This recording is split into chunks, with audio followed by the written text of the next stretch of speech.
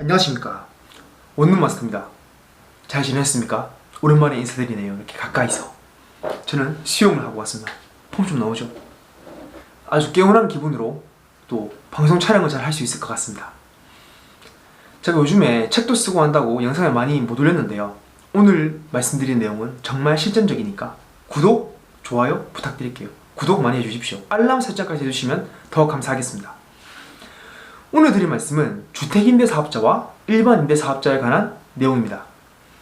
컨설팅 문의가 들어와서 말씀을 드렸는데 이미 매수를 하셨더라고요. 오피스텔을 투룸 2억 4천짜리를 매수하셨습니다.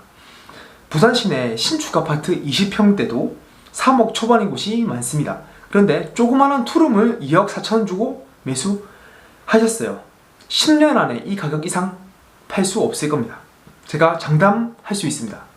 어찌됐건 이분은 사셨고 저한테 잘 샀냐 못 샀냐 그리고 이 사업자가 맞냐 문의를 하셔가지고 제가 그냥 다이렉트로 말씀드렸습니다. 잘 못 사셨습니다. 이거 사면 안 되는 겁니다. 제발 사지 마시고요. 앞전 영상을 참고해 보시기 바랍니다. 오피스텔 절대 사지 마라. 저는 오피스텔 얘기 더 이상 안 하고 싶습니다. 왜냐면 반발이 너무 많아요.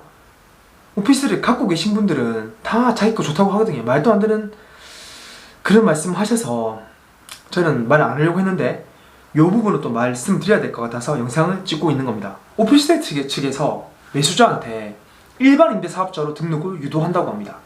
일반 임대사업자는요, 상가나 사무실을 하시는 분이 등록하시는 거거든요. 근데 이거는 주거용이잖아요. 싱크대가 있잖아요.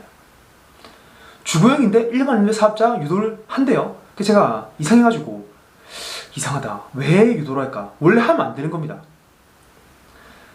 왜 유도하는지 제가 딱 집어냈죠. 원룸마스터잖아요. 주택임대사업자는 취득 후 60일 이내에 등록을 하면 되는데 일반 임대사업자는 계약 후 20일 이내 등록을 하면 됩니다.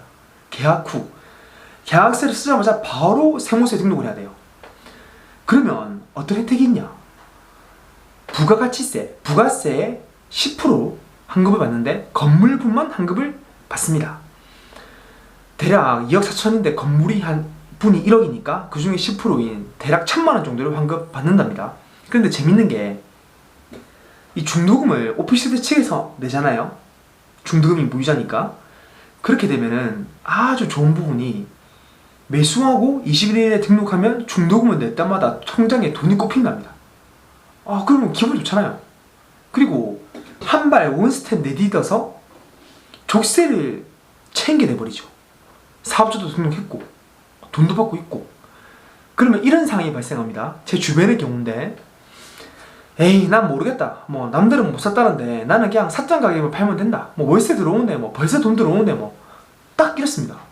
저는 주변에서 오피스텔을 사신다고 하면 말리지만 샀다고 하면 말 안 합니다. 입만 아파요. 사람은 이 내가 굉장히 고착화되어 있는 것 같아요. 남들 말을 듣지 않아요. 지 생각이 맞다 싶으면 그냥 지릅니다. 뭐 피해는 먼저 앞서서 해본 사람의 말을 듣지 않은 그 사람들의 피해니까 저는 모르겠습니다. 이제 미리 말씀하시면 저는 무조건 사지 마라고 하니까 뭐 그렇게만 딱 전달해 드리겠습니다. 주택임대사업자의 그러면 혜택은 뭐가 있을까요? 이거를 만약 이 오피스텔을 주택임대사업자로 등록하게 되면요, 취득세를 환급받는데 4.6%고요 자그마치 1,104만 원입니다. 2억 4천에 4.6%라서 그럼 부가세 환급받는 거랑 별반 다를 바가 없어요. 그런데 취득세는 감면이죠. 미리 돈 들어오고 사업자 등록을 해놓는 걸 유도하려고 하는 건데 정말 이게 양아치 짓이에요. 왜냐? 자, 가정해 보겠습니다. 이분들은 일반 임대사업자 등록을 하셨죠. 그러면 사무실로 쓰시는 분들을 구해야겠죠. 상가로 쓸 수는 없잖아요. 그러면 사무실로 쓰시고 그분이 사업자 등록을 내실 것이며 세입자가 부가세를 낼 거고 이 부가세를 받은 집주인은 납부를 하겠죠. 근데 과연 100가구 중에 몇 가구나 사업자 등록을 내고 이거를 사무실로 쓰겠습니까? 거의 없습니다. 그럼 그런 세입자를 계속 기다릴 겁니까? 못 기다리겠죠? 그럼 어떻게 하겠습니까? 주거용으로 쓰시는 분을 구하겠죠? 근데 주거용으로 쓰는 사람들한테는 전입신고를 하지 못하게 특약사항이 적어야 됩니다. 전입신고를 하게 되면 중요합니다. 부가세 환급받은 거를 토해냅니다. 1,000만 원 개내야 돼요. 다시 토해내야 됩니다. 진짜로. 그러면 취득세는 취득세대로 1104만원 환급 못 받고 부가세는 1000만원 걔 내고, 굉장히 심각한 문제가 발생합니다. 설사 전입신고를 안 하는 걸로 해서 계속 안 했다 칩시다. 그런데 전입신고 안 하는 세입자를 구하기 쉬울까요? 저는 이런 집에 안 들어갈 겁니다. 왜냐? 저의 공과금이나 뭐 연금공단에서 오는 거, 뭐 건강보험공단에서 오는 서류들, 뭐 차량 등록증 이런 뭐 오만 것들이 다 전입지에 날아오잖아요. 그러면 뭐 본가나 친구 집이나 누구 집을 전입해놓고 그걸 받아봐야 되잖아요. 그런 불편함을 감수할 필요가 있습니까? 그냥 전입되는 데 들어가 살면 되죠. 월세가 싼 것도 아니고 뭐 혜택을 주는 게 없잖아요. 그렇기 때문에 세입자를 구하기도 어려운 겁니다. 이래저래 문제가 많아요. 주택임대사업자의 혜택은 더 많죠. 재산세도 감면받을 수 있고, 취득세는 감면받은 거고, 그리고 나중에 양도소득세도 없을 수도 있고, 굉장히 많은 혜택들이 있거든요.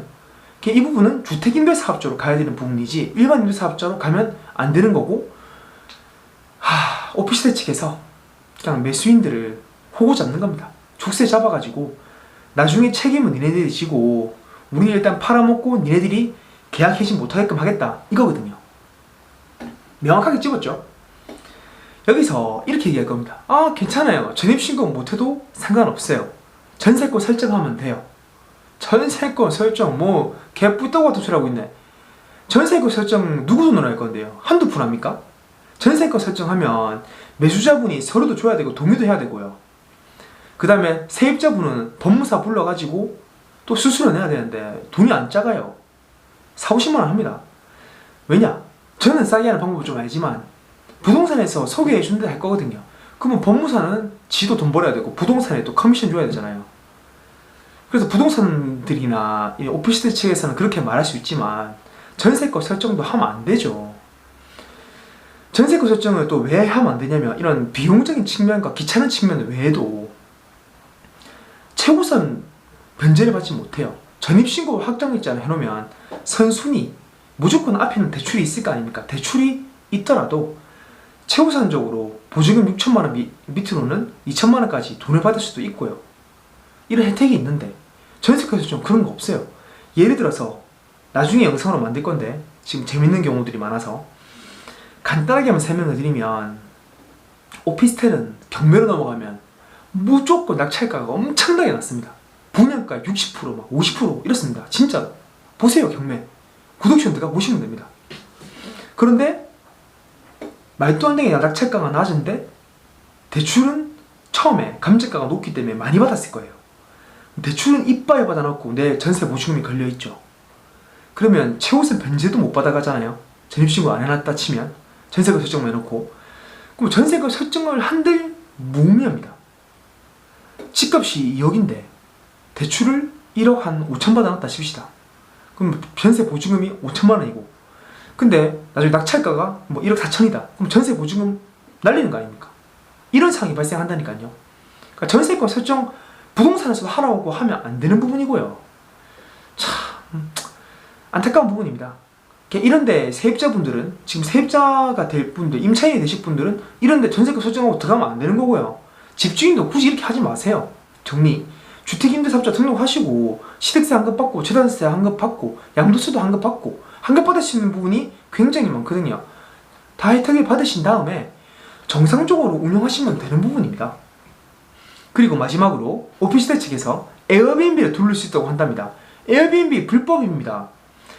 요번에 내국인에 대한 에어비앤비를 돌리는 것도 합법으로 됐어요. 하지만 아파트, 연립, 다가구, 다세대, 단독 이 부분만 합법이에요.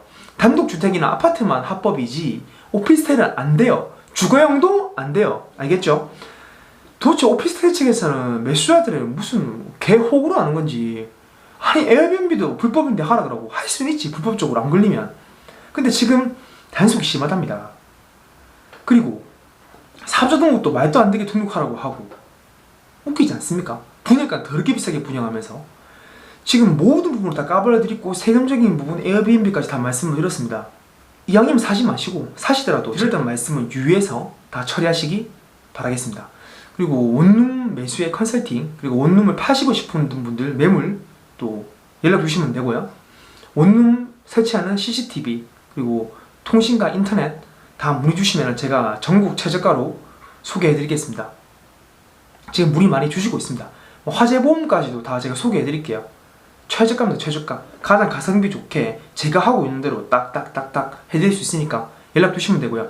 연락은 바뀌어가지고 이 시나바리, 부산은 옛날에 시나바리 나왔는데 시나바리 1인데 다 밑에 남겨놓을 테니까 연락 주시면 됩니다. 주말 잘 보내시고요. 또 더 좋은 영상으로 찾아뵙겠습니다. 오늘 마스터였습니다.